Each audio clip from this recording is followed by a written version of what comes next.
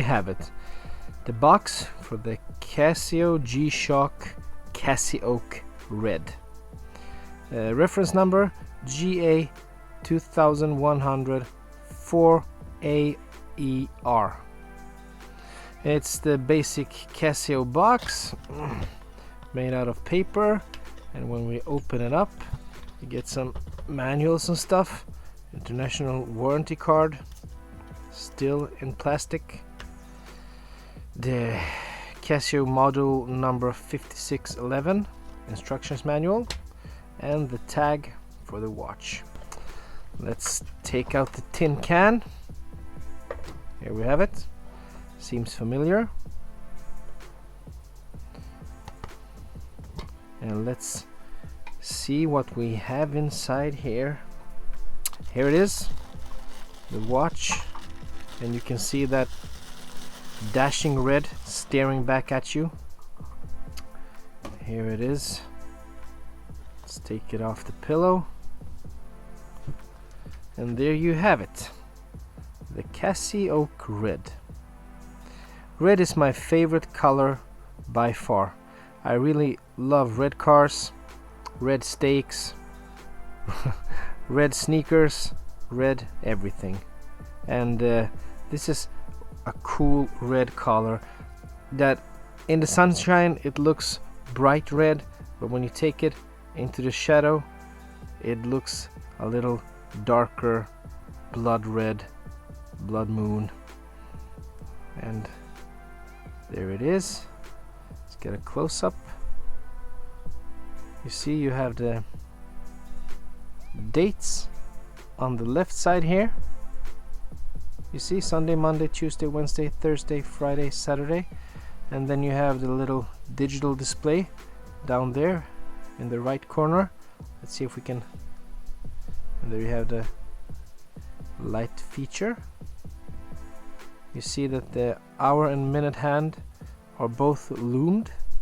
It's actually quite of a poor loom, but it doesn't really matter because you have the light function, and when you press the light function, I'm going to show it to you in the dark, it lights up the whole display, and you can still see the hour and minute hand even if the loom has died out.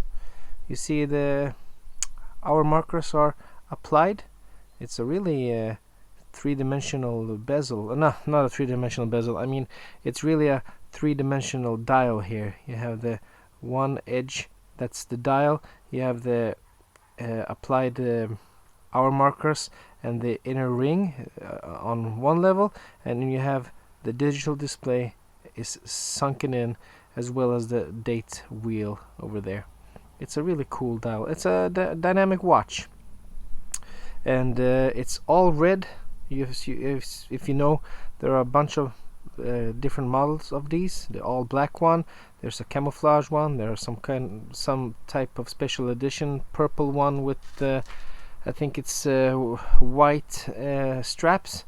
There are a bunch of varieties, and it's a really cool watch with a lot of functions that I'm probably never gonna use.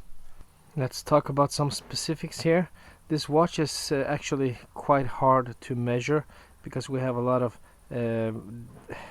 different ways in which they've done things, but let's give it a try anyway.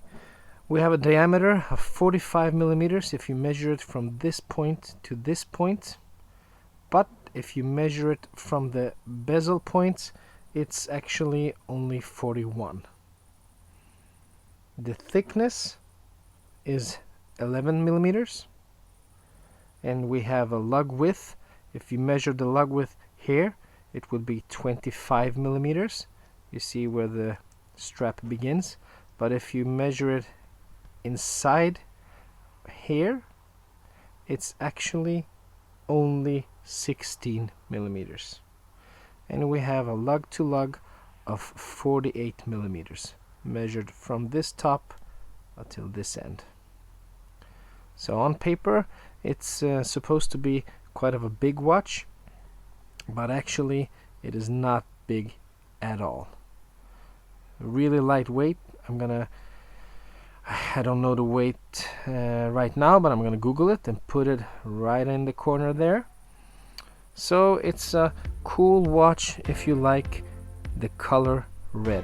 It's a perfect summer watch. It doesn't weigh anything. You have a nice water resistance of 200 meters.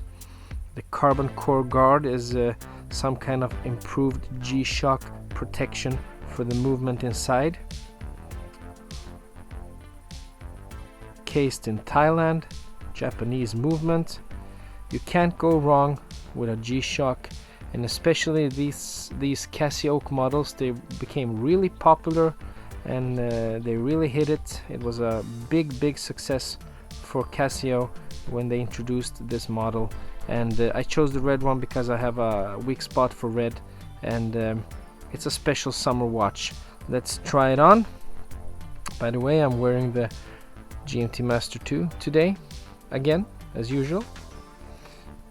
When you love a watch, you just can't stop wearing it. Let's put it on. There it is, on my 20 centimeter wrist. And it looks good. I actually think this watch looks really good combined with my tattoos. As you can see, I have a lot of them that are featuring the red color as well.